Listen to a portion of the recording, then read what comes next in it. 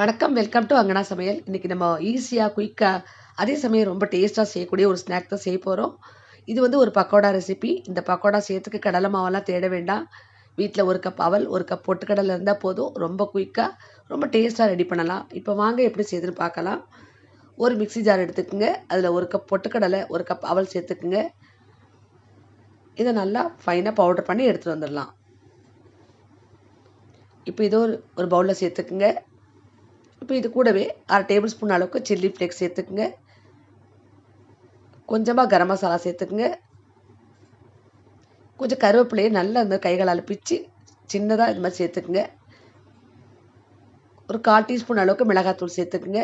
கூடவே இதுக்கு தேவையான உப்பு 1/2 டீஸ்பூன் அளவுக்கு டேபிள் சால்ட் சேர்த்துக்குங்க. சேர்த்துட்டு இது கூடவே 1 டேபிள் ஸ்பூன் அளவுக்கு ஆயில் சேர்த்து நல்லா மிக்ஸ் பண்ணிக்கலாம். நீங்கள் காரம் என்ன அதிகமாக வேண்டாம், நீங்கள் பெப்பர் பவுடர் கூட சேர்த்துக்கலாம். இப்போ எல்லாத்தையும் மிக்ஸ் பண்ணியாச்சு. இப்போ நான் கொஞ்சமாக இதில் பன்னீரை துருவி சேர்த்துக்கிறேன். இது வந்து குழந்தைங்களுக்கு கொடுக்கும்போது இன்னுமே ஹெல்த்தியாக இருக்கும். அதனால் நான் கொஞ்சம் பன்னீர் சேர்த்துக்கிறேன். பன்னீர் இல்லைனாலும் பரவாயில்ல, நீங்கள் சும்மாவே இந்த மாவை மட்டும் கலந்து சேர்த்துக்கலாம். இப்போ நான் அது வந்து ஒரு 2 டேபிள் ஸ்பூன் இருக்கிற அளவில் மட்டும்தான் பன்னீர் சேர்த்துருக்கேன். இப்போ இது நல்லா மிக்ஸ் பண்ணிக்கலாம்.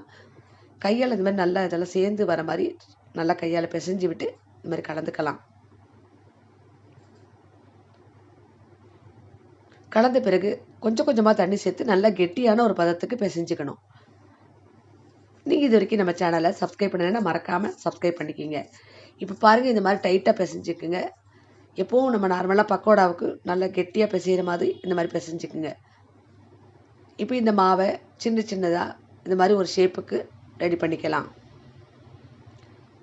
இந்த மாதிரி நான் ரெடி பண்ணியிருக்கேன். நீங்கள் பெருசாகவும் போட்டுக்கலாம். நான் இந்த மாதிரி சின்னதாக குழந்தைங்களுக்கு கொடுக்கும்போது இந்த மாதிரி சின்ன சின்னதாக கொடுத்தா விரும்பி சாப்பிடுவாங்க. அதனால் இந்த மாதிரி சின்ன சின்னதாக நான் ரெடி பண்ணியிருக்கேன்.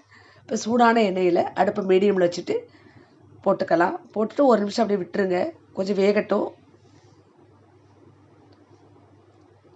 கொஞ்சம் வெந்த பிறகு திருப்பி விடுங்க.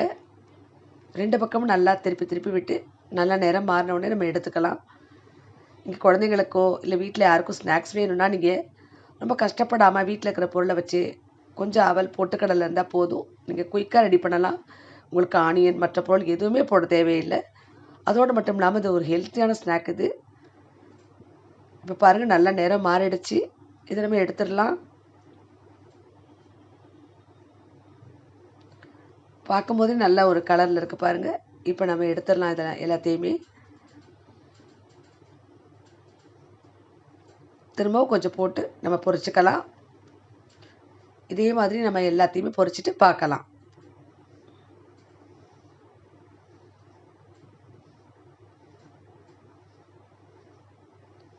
பாருங்கள், நமக்கு இப்போ சூப்பராக குயிக்காக ஒரு 5 நிமிஷம் கூட இல்லை, டக்குன்னு நம்ம ரெடி பண்ணியாச்சு. ஒரு ஈஸியான ஸ்நாக் ரெசிபி. ரொம்ப ஒரு ஹெல்த்தியான ஸ்நாக் இது. மேலே நல்லா கிறிஸ்பாக உள்ளே நல்லா சாஃப்டாக இருக்கும். நீங்கள் செஞ்சு பாருங்கள். ரொம்ப ரொம்ப டேஸ்ட்டாக இருக்கும். ரொம்ப ஒரு ஹெல்த்தியான ஸ்நாக் இது. கண்டிப்பாக ட்ரை பண்ணி பாருங்கள். இந்த வீடியோ உங்களுக்கு பிடிச்சிருந்ததுன்னா மறக்காமல் நம்ம சேனலை சப்ஸ்கிரைப் பண்ணுங்கள், லைக் பண்ணுங்கள், ஷேர் பண்ணுங்கள். எப்படி இருந்து செஞ்சு பார்த்துட்டு கமெண்ட்டில் சொல்லுங்கள். நன்றி, வணக்கம்.